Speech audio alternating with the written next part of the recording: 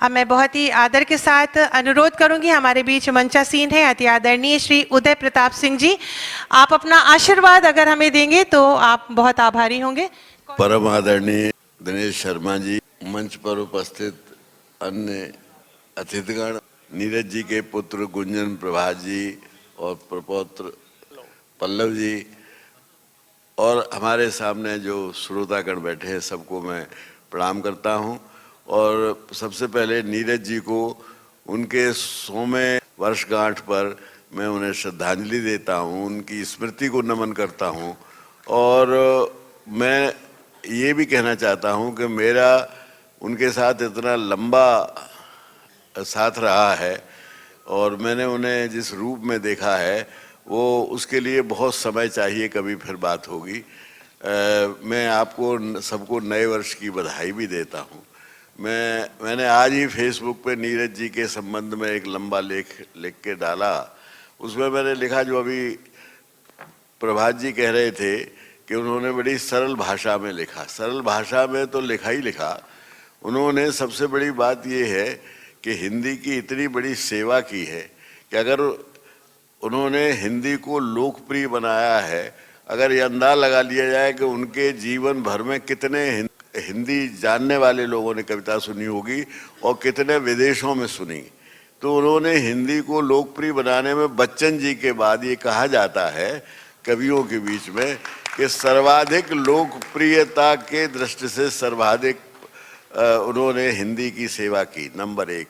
Number दूसरे, उन्होंने हिंदी को इतने आयाम दिए कि जब वो लिखते थे तो उनकी भाषा दूसरी होती थी। उनका जब वो कभी भजन लिखे, मैं नहीं की चुनैया जैसे, तो वो अलग होती थी। या वो उनका एक था कि सुख के साथी मिले हजारों ही, लेकिन दुख में साथ निभाने वाला नहीं मिला, ये तीसरी भाषा थी। और जब वो कभी कव्वाली लिखते थे तो एक और भाषा थी, वो सिनेमा की भाषा होती थी। तो उन्होंने भाषाओं को कई आयाम दिए और हिंदुस्तान की सारी भाषाओं का बड़ा सम्मान किया। ये उनका सबसे बड़ा गुण था। मैं बहुत नहीं कहना चाहता। एक बार मैं नीरज जी से के पास ही बैठा था ऐसे ही, तो मैंने कहा, नीरज जी मैं एक किताब खरीद के लाया हूँ, लाइफ डिवाइन। अब वो मेरी समझ में नहीं आ रही, वो अरविंद जी की किताब थी। तो मैंने कहा, मैं अंग्रेजी का अध्यापक रहा, अंग्रेजी मैंने का विद्यार्थी रहा, लेकिन मैंने पहला पृष्ठ जब पढ़ा तो मेरी कुछ समझ में नहीं आया। मैंने वैसे ही उनसे कहा, तो उन्होंने कहा मैं तुम्हें समझाता हूँ। वो उन्होंने जिस आध्यात्मिक ढंग से उसको कहा कि आध्यात्म की भाषा दूसरी होती है, तुम इसे अंग्रेजी में सीखने की कोशिश कर रहे हो समझने की, वो आध्यात्म की भाषा दूसरी होती है। उनके प्रशंसकों में अरविंद जी भी थे तो रजनीश जी भी थे, जो ओशो। तो मैं उनके जो लोकप्रियता का दायरा जो था वो एक गांव के आदमी से लेके ओशो तक था। इससे उनके बड़प्पन का अंदाज लगाया जा सकता है। और दूसरी बात यह है कि उनके अंदर कभी अहंकार नहीं रहा। इस बात का मैंने उनको ऐसे ऐसे सरलता से बैठे देखा है कब सम्मेलनों में कि जैसे वो एक सादा सा कुर्ता, सादा सा पाजामा पहन के कब सम्मेलन में बैठे हैं, वो अंदाज नहीं लगा सकता था कोई। तो ये सारी बातें हैं जो आज के कवियों को सीखना चाहिए। उनसे बड़ा बनने के लिए बड़ा व्यवहार भी चाहिए। मैं उनको बहुत बहुत नमन करता हूँ, उनकी स्मृतियों को। और बोलने को तो मैं उनके साथ इतने साल रहा हूँ। मैंने सबसे पहले उन्हें सन 53 में, जब मैं इंटरमीडिएट का स्टूडेंट था, तो मैनपुरी में एक बहुत बड़ा सम्मेलन हुआ था। राजा गोविंद राम सिंह मैनपुरी के थे, रंग जी उसके संयोजक थे। और उसमें निराला जी थे, महादेवी जी थी, राम कुमार वर्मा जी थे, सुमंगल सिंह सुमन ने उसकी संचालन किया था। अध्यक्षता कन्हैयालाल माणिकलाल मुंशी ने की थी।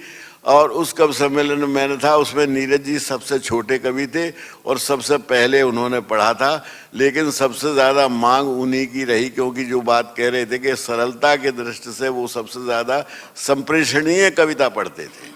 तो मैंने उनको तब से देखा था। और बाद में मैंने अंतिम जब उनका मेरी मुलाकात हुई, मैं अभी हम लोग बात कर रहे थे, तो उन्होंने मुझसे कहा कि हम उसमें ठहरे हुए हैं गेस्ट हाउस में, VIP गेस्ट हाउस में, तो आ जाओ तुम। और उन्होंने साथ साथ अभी यहाँ सर्वेश और विष्णु सक्सेना इनको भेजा कि जाओ उदय प्रताप को बुला के लाओ। तो मैं गया, तो वो बड़ी देर तक एक हमको हाथ पकड़ के बात करते रहे और बहुत प्यार से बात की और यही बात की कि जाने कब मिलना हो, फिर ये हो वो हो। तो ये विष्णु सक्सेना ने हमसे पूछा कि आप इनकी बात सब समझ रहे हैं, क्योंकि उनकी भाषा कुछ अटपटी सी हो गई थी।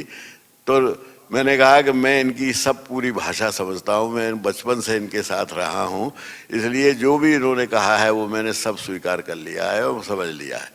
तो इसलिए मेरी थी, तो मैं इन शब्दों के साथ अपनी बात समाप्त करता हूँ। कब सम्मेलन का प्रारंभ करिए, उसको सुनने के लिए आप आतुर होंगे। एक बार पुनः मैं आपकी तरफ से बहुत धन्यवाद देता हूँ पहले तो सबको, और आप सब लोगों की ओर से उनको नमन करता हूँ। प्रणाम।